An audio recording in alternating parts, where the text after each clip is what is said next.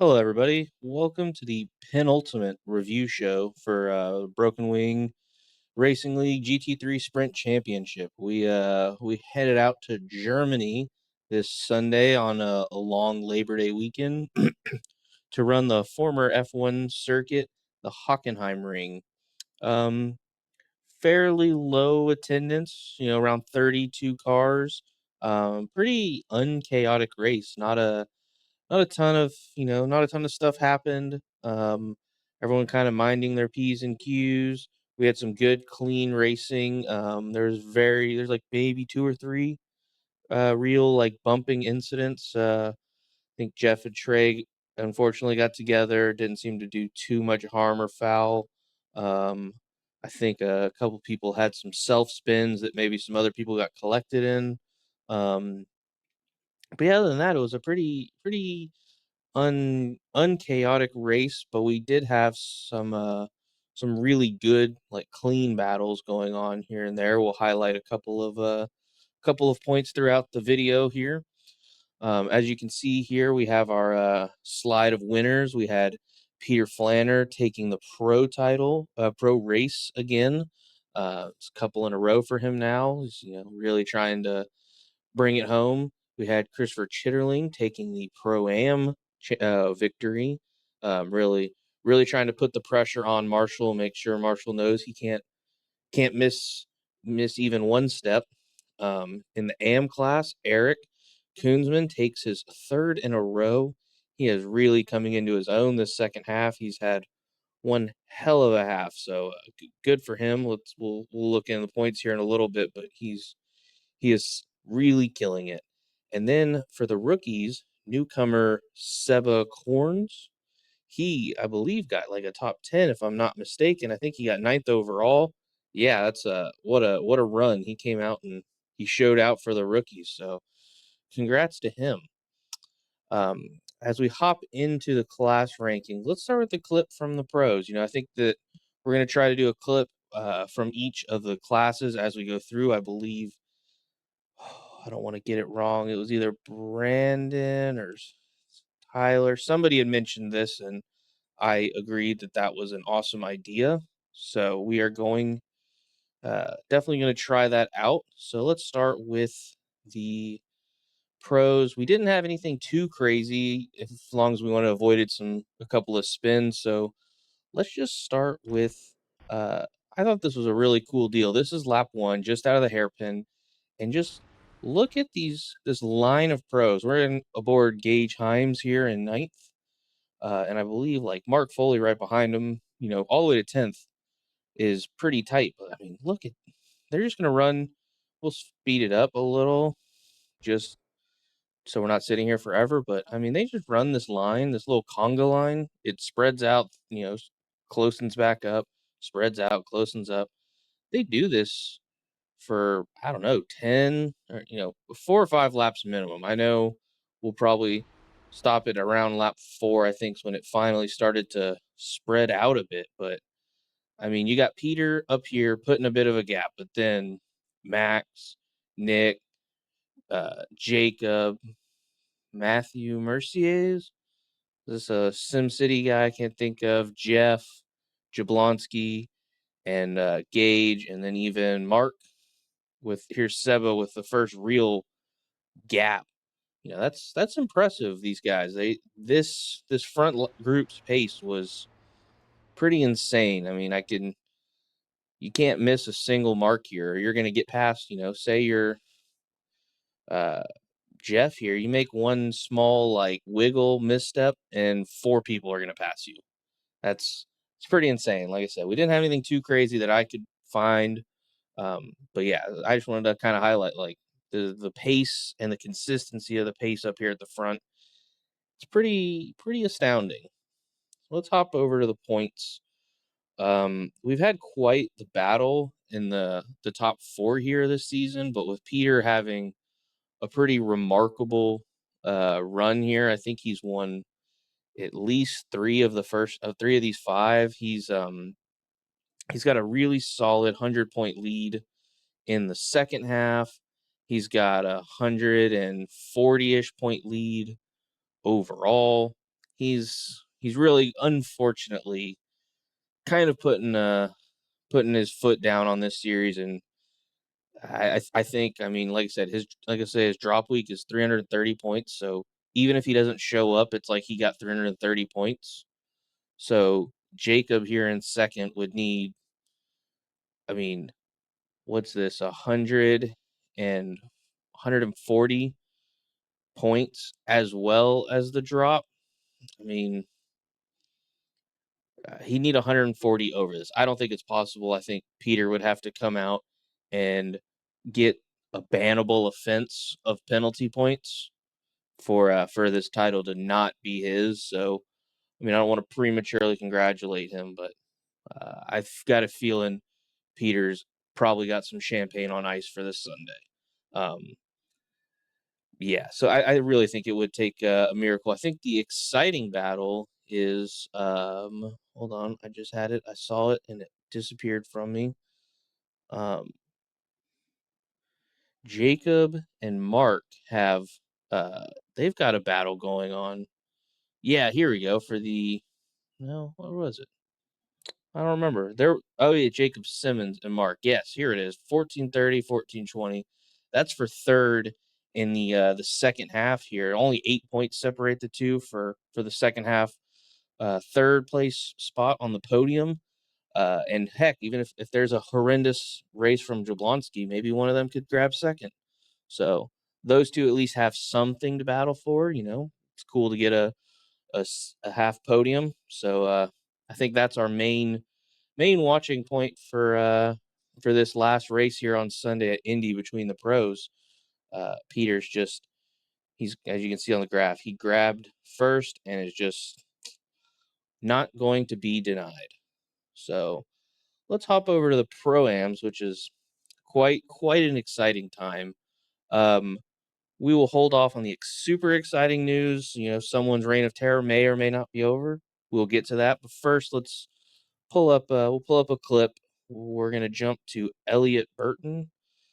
He had a couple of unfortunate incidents that had him on the back foot, and as he made his way through the pack here, he had quite a good move on me. He made up a ton of time in the pits.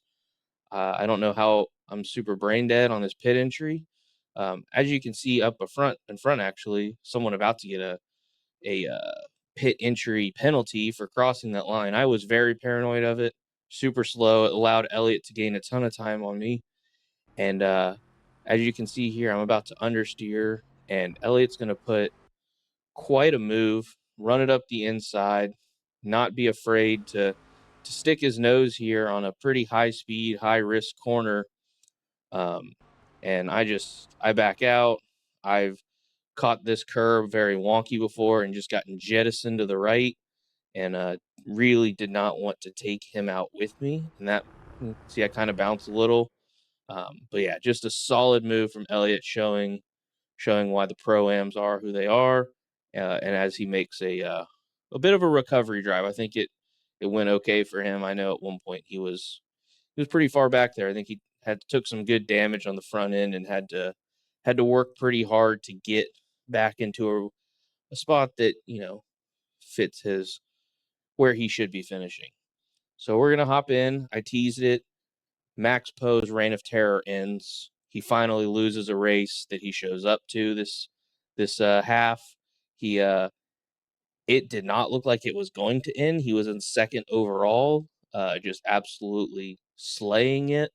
And then I believe he had an unfortunate pit entry error, caught the triangle, had a 40-second stop and hold, and that ended any chance he had at continuing his reign of terror. Uh, as I said, Chris Chitterling took the win. Marshall gets third, really kind of mitigating some of the damage here. The two of them have had a wildly identical season. Only 2 points separate them, which is kind of crazy on the half. With the drop, it's a little bit more, which is wild. I guess Marshall just has lower lows versus higher highs. But the overall, I still say, is I think our podium is set. Uh, I can't see any of these three falling off of it.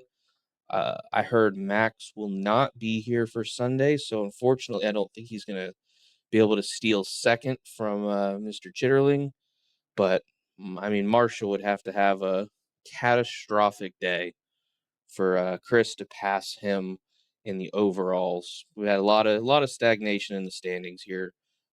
These top few guys have just been putting down some unbelievable pace and not letting anybody feel like they have a chance. So it was a good race for them, and congrats Chris for finally dethroning Max.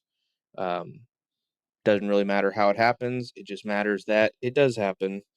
Um, so let's see. Let's pop over to the AMs. Now, we had quite a good battle. A couple of guys dicing it up in the midfield, in the mid-teens. Some exciting stuff. Eric takes another win, his third win in a row. I mean, what can you say? The guy's putting on quite a clinic this second half. He's really worked hard, and it's showing. Let's hop over. This was a fun pass, a little me centric, but I got I had a heck of a battle with Colin Luckhurst, and he he was all over me all race, just dying to get by, and I had a bit of a misplay. You can see I missed that apex. This is last lap. This is for second in class. I try to make it known where I'm going, and he just goes around the outside. There's just like nothing I could do. What a move. He'd been trying to get something done for maybe 10 laps at this point, and he gets it done. What a shot. I was so bummed. I try to, pull up on him here. You can see I can get kind of a run. I try to break in. Um, I really was thinking I could get it stopped, and I just couldn't quite get it stopped. We bumped, and at this point, I just let off. I was like, I'm going to let him have it, even if I think he had me beat anyways. Not saying I let him have it. I think he had me cooked anyways, but I wouldn't be able to sleep with my conscience having stolen that from him with such a crap move. That was way too ambitious. There was no shot. So, kudos to him. Hell of a battle. I was sweating like crazy that whole race trying to hold him off. Um, and he got it second in the race, like 17th, 18th overall. So good race from him. Again, star of the show, Eric Koonsman takes his third in a row.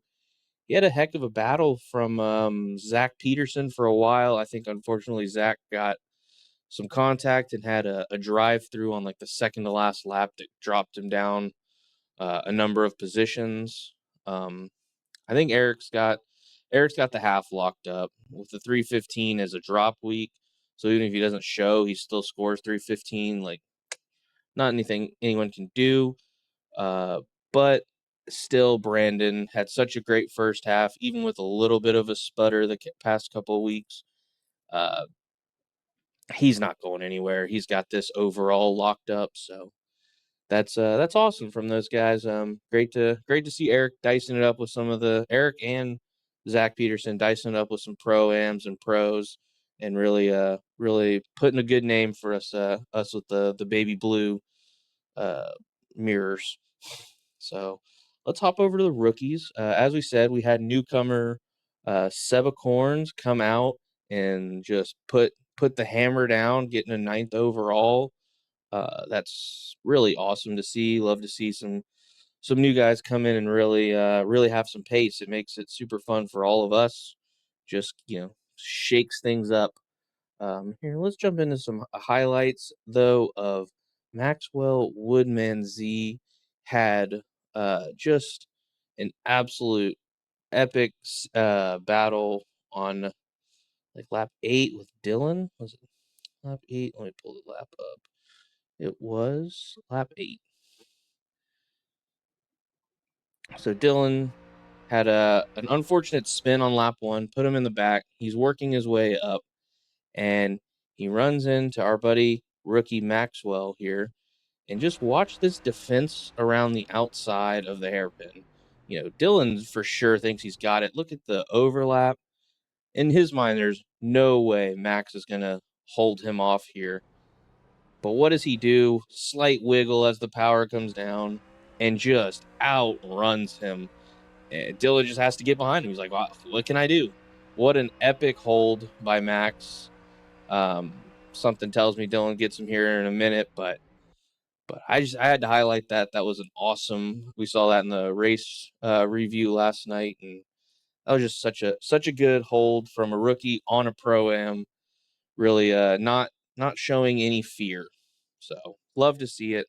Marcelo was there, had an okay race. Let's see, that's first, second, third, fourth in class. He's still holding on to his overall lead by 60 points or so. The real battle, really, of two who didn't show up was Roman and Aiden. They have 50 points separating them in the second half here. So that's exciting. We'll see how that goes. Maybe this Friday we'll do a video and we'll break down some of the rookies' power rankings, some of the people in classes, and we'll see who's got a chance of getting bumped. Then, as usual with the teams, Draft Punt Gold still holding strong. When you have someone like Peter, just absolutely eviscerating everybody, it's tough to lose any ground week to week. So Peter's crushing it.